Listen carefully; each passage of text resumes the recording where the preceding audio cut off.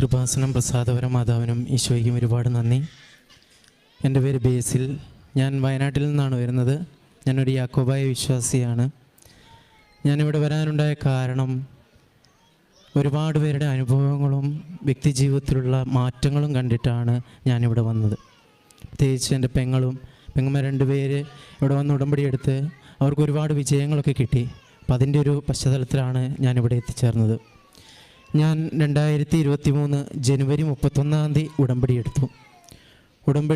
ആദ്യത്തെ ഉടമ്പടി പൂർത്തീകരിച്ചു. ഒന്നാമത്തെ ഉടമ്പടി പൂർത്തീകരിച്ച് രണ്ടാമത്തെ ഉടമ്പടി പുതുക്കാൻ വൈകിയായിരുന്നു. എനിക്ക് തോന്നുന്നു അതിൻ്റെ എല്ലാം ഒരു മാറ്റമാണ് എൻ്റെ ജീവിതത്തിൽ ഇത്രയേറെ പ്രതിസന്ധികൾ കടന്നു വന്നത്. എൻ്റെ കുഞ്ഞിനെ 6 മാസം പ്രായമുള്ളപ്പോൾ കുഞ്ഞ് പെട്ടെന്ന് ജനുവരി 22 പെട്ടെന്ന് ഒരു ഛർദിയും പനിയും വയറിളക്കവും വന്നു. കൊച്ചിൻ്റെ ചിരി നിന്നു, കളി നിന്നു, നമ്മളോടുള്ള ആക്ടിവിറ്റി നിന്നു, റെസ്പോണ്ടിങ് നിന്നു. എന്ത് ചെയ്യണമെന്നറിയില്ല. കുഞ്ഞിനെ വയനാട്ടിലെ അസംഷൻ ഹോസ്പിറ്റലിൽ ഞാൻ അഡ്മിറ്റ് ചെയ്തു. 4 ദിവസം ഞാനവിടെ അഡ്മിറ്റ് ചെയ്തു. 4ാമത്തെ ദിവസം കുഞ്ഞിന് രോഗം കൂടുതലായിട്ട് തോന്നി. കുഞ്ഞ് പെട്ടെന്ന് വയറ് വീർക്കുന്നതായിട്ട് തോന്നി. അങ്ങനെ ഞാൻ ഡോക്ടറോട് അഭിപ്രായം ചോദിച്ചപ്പോൾ ഡോക്ടർ പറഞ്ഞു, അങ്ങനെയാണെങ്കിൽ നിങ്ങൾ നേരെ മേപ്പാടിക്ക് വിംസ് എന്ന ഹോസ്പിറ്റലിലേക്ക് കൊണ്ടുപോയിക്കോളാൻ പറഞ്ഞു. ഞാൻ ഡോക്ടറോട് പറഞ്ഞു, പറ്റില്ല, എനിക്ക് എന്തായാലും കോഴിക്കോട് കൊണ്ടുപോകണം. കാരണം നല്ലൊരു ചികിത്സ കിട്ടണമെങ്കിൽ കോഴിക്കോട് കൊണ്ടേ പറ്റുള്ളൂ. കോഴിക്കോട് കുഞ്ഞിനെ കൊണ്ട് ഞാൻ കാറിലാണ് യാത്ര തുടർന്നത്. അവിടുന്ന് ഡിസ്ചാർജ് ചെയ്തു. കുഞ്ഞിനെ കാറിൽ കയറ്റി ഞാൻ പകുതി ദൂരം, ഏകദേശം നമുക്ക് ചുരം ഇറങ്ങി വേണം കോഴിക്കോട് എത്താൻ. കൽപ്പറ്റ എത്തി. കൊച്ചിൻ്റെ സ്ഥിതി മോശമായി തുടങ്ങി, കൂടെ മോശമാവാൻ തുടങ്ങി. അങ്ങനെ ചുരത്തിൻ്റെ 1-ാം വളവ് കഴിഞ്ഞപ്പോൾ ഒരു ആംബുലൻസ് സൈഡാക്കി നിർത്തി, ഒരു രോഗിയും കൊണ്ട് സൈഡാക്കി നിർത്തിയേക്കതായി ഞാൻ കണ്ടു. അങ്ങനെ ഞാൻ അവിടെ നിർത്തി കൊച്ചിൻ്റെ പനിയും കൗണ്ടുകളെല്ലാം ചെക്ക് ചെയ്തു. പനിക്കുന്നുണ്ട്, കൊച്ചിന് 103 ഡിഗ്രി പനി. വയറിളകുന്നുണ്ട്, കൊച്ചിൻ്റെ ഹാർട്ട് ബീറ്റ് കൂടുതൽ. അങ്ങനെ ഞാൻ എൻ്റെ കൂട്ടുകാരനെ വിളിച്ചൊരു ആംബുലൻസ് അറേഞ്ച് ചെയ്യാൻ പറഞ്ഞു. ആംബുലൻസ് അറേഞ്ച് ചെയ്യണമെങ്കിൽ ഒന്നില്ലെങ്കിൽ ബത്തേരിയിൽ നിന്ന് ഈ ആംബുലൻസ് എൻ്റെ അടുത്തേക്ക് വരണം, ഇല്ലെങ്കിൽ അടിവാരത്ത് നിന്ന് എൻ്റെ അടുത്തേക്ക് ആംബുലൻസ് വരണം. ഇത് രണ്ടും പോസിബിളായിട്ടുള്ള കാര്യങ്ങളല്ല എനിക്ക്. വീണ്ടും എൻ്റെ മനസ്സും ശരീരവും എല്ലാം തളരാൻ തുടങ്ങി. എൻ്റെ വൈഫാണ് കൂടെ ഉള്ളത്. അവളുടെ മനസ്സും പിടയാൻ തുടങ്ങി. ഇനി എന്തു ചെയ്യും? മുന്നിലൊരു വഴിയില്ല.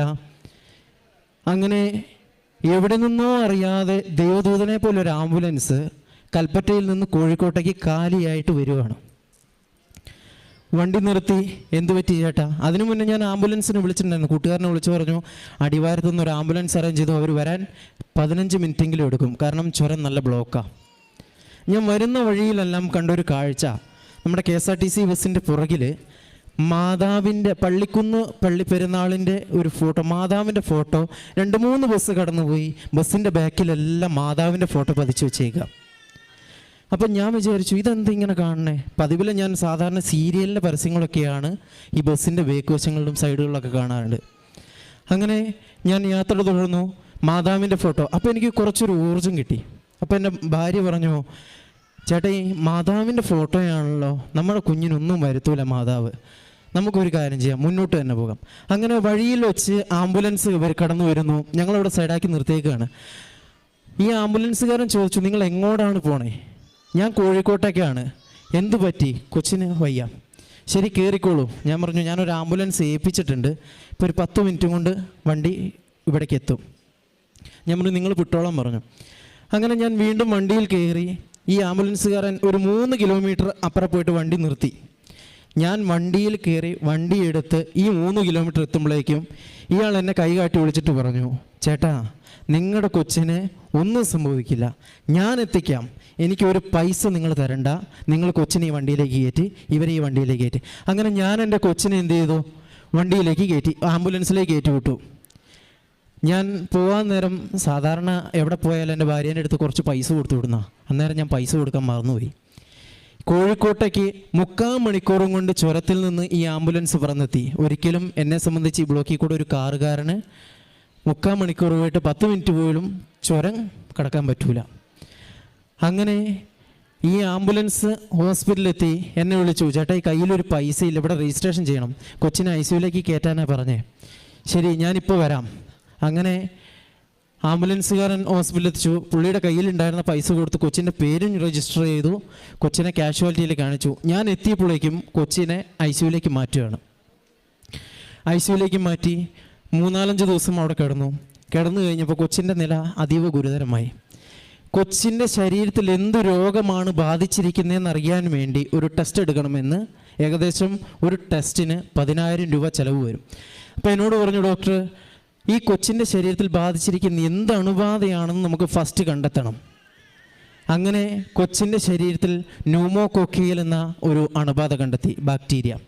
21 ദിവസം ആൻറ്റിബയോട്ടിക് എടുക്കണം. ശരി, 21 ദിവസം ആൻറ്റിബയോട്ടിക് എടുക്കാം. ഈ 21 ദിവസം കഴിഞ്ഞു. 21 ദിവസം കഴിഞ്ഞപ്പോഴും കൊച്ചിനൊരു മാറ്റവും ഇല്ല. കൊച്ചിന് ചിരിയില്ല, കളിയില്ല, ഒന്നുമില്ല. അങ്ങനെ കൊച്ചിന് ഫെബ്രുവരി 3-ാം തീയതി ഒരു ഫിക്സ് വന്നു. കൊച്ച് ഇവള് ICUവിലാണ്, പാല് കൊടുക്കാൻ വേണ്ടി അകത്തേക്ക് പോയി. ഇവള് കരഞ്ഞിറങ്ങി ഓടി പുറത്തേക്ക് വന്നു. ചേട്ടാ ഈ കൊച്ചിന് അനക്കമില്ല, കൈയിട്ട് വിറപ്പിച്ചുകൊണ്ടിരിക്കുക. ഡോക്ടർമാർ പറഞ്ഞു കൊച്ചിന് ഫിക്സ് വന്നു. ഇവിടെ വച്ച് വന്നത് നന്നായി. അങ്ങനെ ഞാൻ അവിടെ നിന്ന് പ്രാർത്ഥിച്ചു, എൻ്റെ ദൈവമേ ഇനി എന്തൊക്കെ പരീക്ഷണങ്ങളാണ് എനിക്കും എൻ്റെ കുടുംബത്തിന് നേരിടാനുള്ളത്. അങ്ങനെ ഫിക്സ് ഇളകി, ഫിക്സ് ഓക്കെയായി, അതിനുള്ള മരുന്ന് സ്റ്റാർട്ട് ചെയ്തു. അങ്ങനെ ഫെബ്രുവരി 5-ാം തീയതി കൊച്ചിന് ഈ ചിരിയും കളിയും ഒന്നും ഇല്ലാത്തതുകൊണ്ട് ഒരു MRI, ഒരു സ്കാനിങ് വേണമെന്ന് പറഞ്ഞു. അങ്ങനെ ഒരു MRI സ്കാനിങ്ങിന് ഏർപ്പാടാക്കി. MRI സ്കാനിങ്ങിൽ കൊച്ചിൻ്റെ തലച്ചോറിലേക്ക് ഇൻഫെക്ഷൻ ബാധിച്ചു. ഈ ന്യൂമോകോക്കിയൽ എന്ന ബാക്ടീരിയ തലയിലേക്കും ശരീരത്തിൽ കംപ്ലീറ്റ് ബാധിച്ചു. തലയിലേക്ക് ഫ്ലൂയിഡ് നിറഞ്ഞു. തലച്ചോറിനെ ഞെരുക്കി കളഞ്ഞു. സ്കാനിങ്ങിൽ ഡോക്ടർ പൂർണ്ണമായി കാണിച്ചു. ഇനി എന്ത് ചെയ്യണമെന്നറിയില്ല. ഡോക്ടർ പറഞ്ഞു എത്രയും പെട്ടെന്ന് ഒരു സർജറി ചെയ്യണം. എൻ്റെ മുന്നിൽ വേറെ വഴികളൊന്നുമില്ല. സർജറിക്ക് ഒരുങ്ങുന്നതിന് തൊട്ട് മുന്നേ ഡോക്ടർ പറഞ്ഞു ഒരു കാര്യം ചെയ്യാം, 2 ദിവസം കൂടെ ഒന്ന് വെയിറ്റ് ചെയ്യാം. അങ്ങനെ ഞാൻ 2 ദിവസം കൂടെ വെയിറ്റ് ചെയ്യാമെന്ന് പറഞ്ഞ് റൂമിലേക്ക് വന്നു. ഡോക്ടർ വന്നു. ഞാൻ പെട്ടെന്ന് ഡോക്ടറോട് പറഞ്ഞു നമുക്ക് 2 ദിവസം വേണ്ട, നാളെ തന്നെ നമുക്ക് സർജറി ചെയ്യാം. അപ്പോൾ 7-ാം തീയതിയാണ് ഡോക്ടർ എൻ്റെ അടുത്ത് വരുന്നത്. 7-ാം തീയതി നമുക്ക് 9-ാം തീയതി സർജറി ചെയ്യാമെന്ന് പറഞ്ഞു. അങ്ങനെ ഞാൻ 8-ാം തീയതി ഡോക്ടറോട് പറഞ്ഞു, ഡോക്ടറെ നമുക്ക് എത്രയും വേഗം സർജറി ചെയ്യാം, 8-ാം തീയതി രാവിലെ. അങ്ങനെ 8-ാം തീയതി രാവിലെ സർജറിക്കെല്ലാം ഓക്കെ ആക്കി. പൈസ കെട്ടണമെന്ന് പറഞ്ഞു, പൈസയും കിട്ടി. പെട്ടെന്ന് ഞാൻ എൻ്റെ വൈഫിനോട് പറഞ്ഞു ഞാനൊരു കാര്യം ചെയ്യാം, ഇവിടെ മമ്മിയുണ്ട്, നീയുണ്ട്, ബാക്കിയുള്ളവരെല്ലാം എത്തുമല്ലോ. അങ്ങനെയാണെങ്കിൽ ഞാൻ ഇന്ന് രാത്രി തന്നെ കൃപാസനത്തിലേക്ക് പോവുക, എൻ്റെ കുഞ്ഞിനെ എൻ്റെ മാതാവ് നോക്കിക്കോളൂ എന്ന് പറഞ്ഞ് അന്ന് രാത്രി ഞാൻ ഉടമ്പടി പത്രം എടുത്തില്ല. അന്ന് രാത്രി ഞാൻ വീട്ടിലേക്ക് പോയി. 6 മണിക്ക് വീട്ടിലേക്ക് ചെന്നു. 7:30 ഞാൻ ഇവിടെ വീട്ടിൽ നിന്ന് തിരിച്ച് ഉടമ്പടി പത്രമായിട്ട് ഞാൻ നേരെ ബസ് കയറി. വഴിയിലെല്ലാം തടസ്സങ്ങളാണ്. ട്രെയിൻ ബുക്ക് ചെയ്തു. ഞാൻ കോഴിക്കോടെത്തിയപ്പോൾ ട്രെയിൻ പോകുമെന്ന് ഉറപ്പായി. 10:30 10:30 ട്രെയിൻ പോകുമെന്ന് ഉറപ്പായി. അപ്പോൾ കൂട്ടുകാരൻ വിളിച്ചു പറഞ്ഞു, എടാ ട്രെയിൻ 11:30 ലേറ്റ് ആവും, നീ ഒരു കാര്യം ചെയ്യ്, റെയിൽവേ സ്റ്റേഷനിലേക്ക് പോ, 11 മണിക്ക് ട്രെയിൻ വരും. സമാധാനമായി. ഞാൻ 10:30 അവിടുന്ന് ബസ് സ്റ്റാൻഡിൽ നിന്ന് ഒരു ഓട്ടോയും വിളിച്ച് റെയിൽവേ സ്റ്റേഷനിലെത്തി. അവിടെ നിന്ന് ഞാൻ കൃപാസനത്തിൽ പിറ്റേ ദിവസം രാവിലെ ഞാനിവിടെ എത്തി. ഞാനിവിടെ വന്ന് അച്ഛനെ കാണാൻ വേണ്ടി എൻ്റെ കയ്യിലൊരു ഫോട്ടോ മാത്രമേ ഉള്ളൂ, കുറച്ച് റിപ്പോർട്ടുകളും ഫോട്ടോകളും. ഞാനിവിടെ വന്നപ്പോൾ ഭയങ്കര തിരക്ക്. കാരണം ഞാൻ ആ ക്യൂവിൻ്റെ ഏറ്റവും വലിയ റോട്ടിലാണ് ഞാൻ നിന്നത്. റോട്ടിൽ നിന്ന് ഞാൻ ഇവിടെ എത്തണമെങ്കിൽ എനിക്ക് എന്തായാലും സാധ്യമല്ല. അപ്പം ഞാൻ മാതാവിനോട് പറഞ്ഞു എനിക്കൊന്ന് അച്ഛനെ കാണാൻ പറ്റുമായിരുന്നു, എൻ്റെ കുഞ്ഞിൻ്റെ വിവരങ്ങളൊന്ന് പറയാമായിരുന്നു എന്ന് പറഞ്ഞ് ഞാൻ അവിടുന്ന് വെറുതെ ഇവിടം വരെ കയറി വന്നു. അപ്പോൾ ഏതോ ഒരു ചേട്ടൻ അവിടുന്ന് വിളിച്ചു പറഞ്ഞു രോഗികളെ കാണിക്കാൻ മാത്രമുള്ളവർ മുന്നിലേക്ക് കയറി വരാൻ പറഞ്ഞു. അങ്ങനെ ഞാൻ ഓടി കയറി വന്നു. എനിക്ക് 11-ാമത്തെ ടോക്കനാണ് കിട്ടിയത്. ഞാൻ അവിടെ നിന്ന് വന്നു, ടോക്കൺ എടുത്തു. ഞാൻ ഇവിടെ വന്ന് അച്ഛനെ കണ്ടു വെച്ചപ്പോൾ അച്ഛനൊരു കാശുരൂപം തന്നു.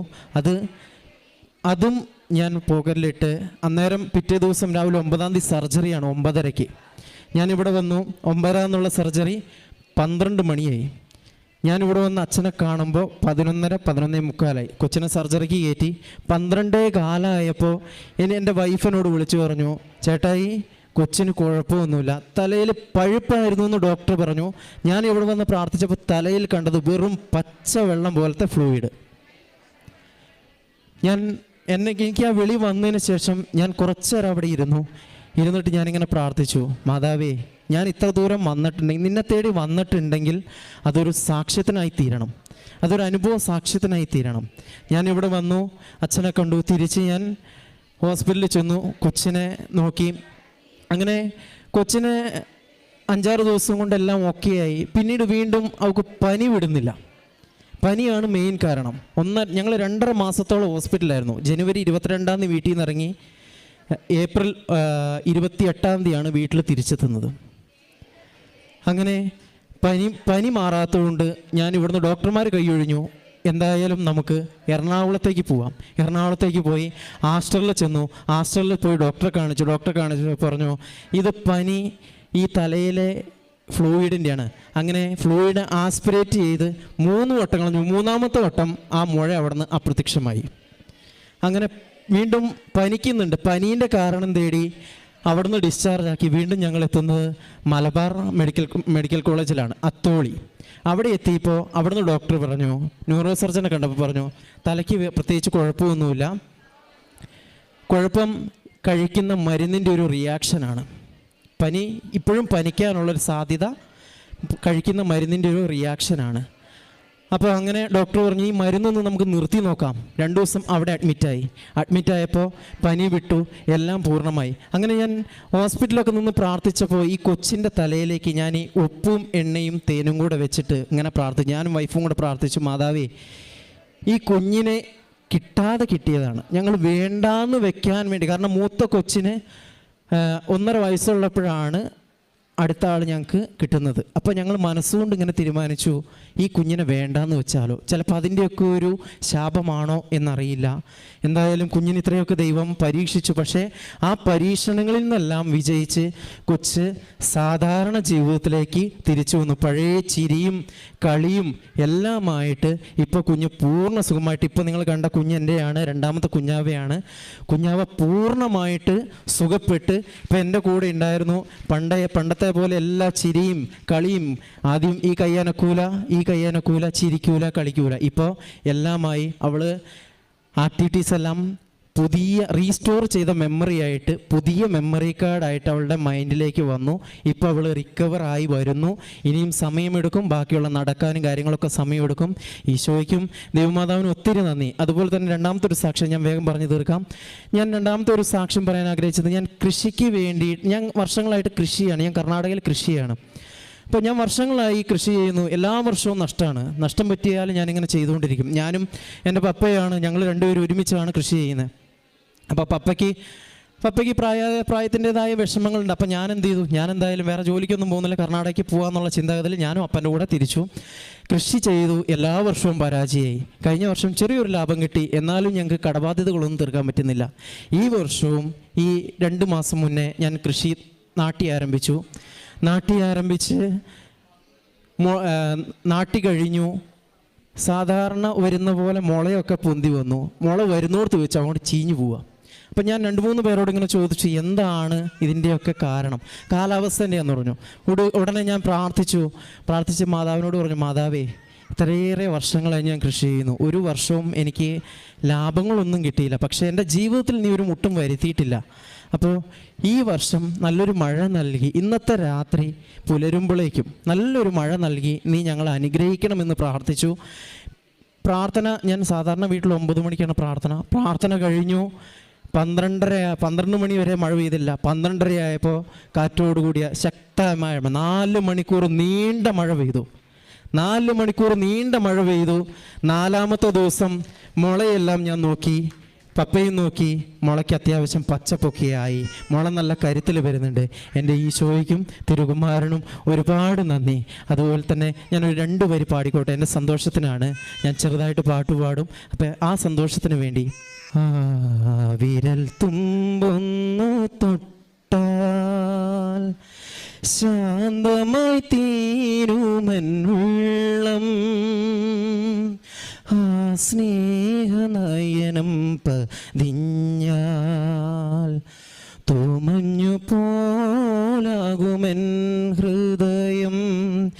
ഈശോ നീ വന്നിടണേ, മുറിവോ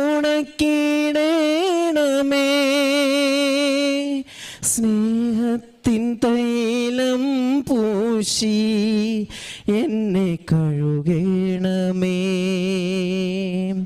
ഞാൻ പ്രേക്ഷിത പ്രവർത്തനങ്ങളൊക്കെ ചെയ്യാറുണ്ട്, പത്രം വിതരണം ചെയ്യുന്നുണ്ട്. അതുപോലെ നമ്മുടെ നാട്ടിലൊരു തപോവനം എന്ന് പറഞ്ഞാൽ പിന്നെ ആരുമില്ലാത്തവർക്കായിട്ട് അഭയം നൽകുന്ന ഒരു സ്ഥലമുണ്ട്. അവിടെ പോയിട്ട് രോഗികൾ കുളിപ്പിക്കുകയും ഷേവ് ചെയ്ത് കൊടുക്കുകയും നഖം വെട്ടി കൊടുക്കുകയൊക്കെ ചെയ്യുന്നുണ്ട്. എന്തായാലും അതിൻ്റെയൊക്കെ ഒരു ഉപകാര സ്മരണയായിട്ട് ദൈവം എന്നെ കൈവിട്ടില്ല, ഞാൻ ഇപ്പോഴും ചെയ്യുന്നുണ്ട്. പിന്നെ അതുപോലെ തന്നെ എൻ്റെ പെങ്ങൾ 2 പേരുണ്ട്, ആഷ്ലി, ബിൻസി. ഇവർ 2 പേരും പറഞ്ഞിട്ടാണ് ഞാൻ ഇവിടം വരെ എത്തിയത്. അപ്പോൾ ഒരുപാട് നന്ദി.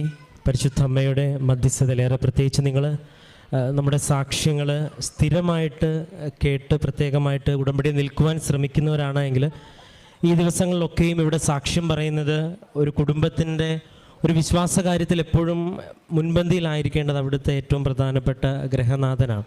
ഈ ദിവസങ്ങളിൽ മക്കൾക്ക് വേണ്ടിയുള്ള വല്ല അനുഭവത്തിൻ്റെ സാക്ഷ്യം പറയും. ഇന്നലെ ഒരു റോളിൻസ് എന്ന് പറയുന്ന വ്യക്തി, അതിന് മുമ്പ് അനൂപ് എന്ന വ്യക്തിയും ഇന്ന് ബേസിലുമൊക്കെ പറഞ്ഞ കാര്യം ഒരു കുഞ്ഞിന് ലഭിച്ച സൗഖ്യമാണ്. ഈ സാക്ഷികൾ മാത്രം പരിശോധിക്കുമ്പം തന്നെയും മാതാവിൻ്റെ ഒരു പ്രവർത്തന രീതിയെക്കുറിച്ച് നമുക്കിപ്പോൾ ഇതിൽ ബുദ്ധിമുട്ടാകുന്ന സമയത്ത് തന്നെ ഇദ്ദേഹത്തിൻ്റെ ഭാഷയിൽ പറഞ്ഞ ഒരു ദൈവദൂതനെ പോലെ ഒരു വ്യക്തി ആംബുലൻസുമായിട്ട് അവിടെ വന്നു എന്ന് പറയണതും, ഈ പല സാക്ഷ്യങ്ങളിലും ഇതുപോലെ നമ്മളൊരു സാഹചര്യത്തിൽ പെടുമ്പോൾ ഇന്നലെയും പറഞ്ഞ പല സാക്ഷ്യങ്ങളും ഇതുപോലെ ഒരു പെട്ടെന്ന് സഞ്ചരിച്ചെത്തുന്ന ഒരു ദൈവ സാന്നിധ്യമായിട്ട് ചില വ്യക്തികൾ കടന്നു വരുന്നുണ്ട് ഉടമ്പടി എടുത്തവരുടെ ജീവിതത്തിൽ. അത് മാതാവിൻ്റെ സാന്നിധ്യമായിട്ട് വായിക്കുന്നതിൽ ഉടമ്പടി എടുത്തവരുടെ ജീവിതത്തിൽ അവർക്ക് വേഗം തന്നെ ഒരു വിശ്വാസത്തിൻ്റെ ഒരു കമ്മ്യൂണിക്കേഷനായിട്ട് അത് മാറും. രണ്ടാമത്തേത് വിശ്വാസ ജീവിതത്തിൽ ലഭിച്ച സൗഖ്യത്തിനെക്കുറിച്ച് പറയുന്നുണ്ട്. ഒപ്പം ഉടമ്പടിയിൽ വിശ്വസ്തയോടെ നിലനിൽക്കുവാനുള്ള ശ്രമം, അതാണ് അവസാനം ചേർത്തത്. ഇവിടെ പറയുന്ന കാര്യങ്ങളും അത് അതിരാലയ സേവനങ്ങളിൽ ചെന്നവരെ കുളിപ്പിക്കുകയും കാര്യങ്ങളൊക്കെ ചെയ്യുവാനായിട്ടുള്ള ശ്രമങ്ങളുണ്ട്. അപ്പം അങ്ങനെ ഒരു വിശ്വാസത്തോടുള്ള പ്രാർത്ഥനയും പ്രവൃത്തിയും കൂടെ ചേരുമ്പോഴാണ് ഒരു ഉടമ്പടിയിൽ പൂർണ്ണമായിട്ടൊരു ഒരു റിസൾട്ട് ലഭിക്കുന്നത്. പിന്നെ പ്രപഞ്ച പ്രകൃതിയുടെ മാതാവെന്നാണ് പരിശുദ്ധ അമ്മയെ വിളിക്കുന്നത്. ഇഹലോകരാജ്ഞിയായി മുടിധരിപ്പിച്ചു എന്ന് നമ്മൾ ധ്യാനിക്കുകയും പ്രാർത്ഥിക്കുകയും ചെയ്യുന്നില്ല. അപ്പം വ്യക്തമായിട്ടും പ്രപഞ്ചത്തിൻ്റെ മുകളിലും അമ്മയ്ക്ക് പ്രത്യേക ഒരു മധ്യസ്ഥ അധികാരമുണ്ട്. അതിനെയും സാക്ഷ്യപ്പെടുത്തുന്ന രീതിയിലുള്ള അനുഭവമുണ്ട്. അപ്പം അങ്ങനെ വ്യക്തിപരമായിട്ട് ലഭിച്ചൊരു അനുഭവമായിട്ട് ഈ കുടുംബം നമുക്ക് മുമ്പിൽ സാക്ഷ്യം പറയുമ്പം നമ്മൾ വിശ്വാസ ജീവിതത്തിൽ ഇനിയും തീക്ഷ്ണതയുടെ ഉടമ്പടി നമുക്ക് മുന്നോട്ട് കൊണ്ടുപോകാൻ ദൈവം അനുവദിക്കട്ടെ എന്നും ലഭിച്ച ഈ കുഞ്ഞിൻ്റെ സൗഖ്യത്തിനെ പ്രതിയും എല്ലാ അനുഭവങ്ങളെ പ്രതിയും നമുക്ക് കരങ്ങളടിച്ച് ദൈവത്തിന് നന്ദി പറയാം.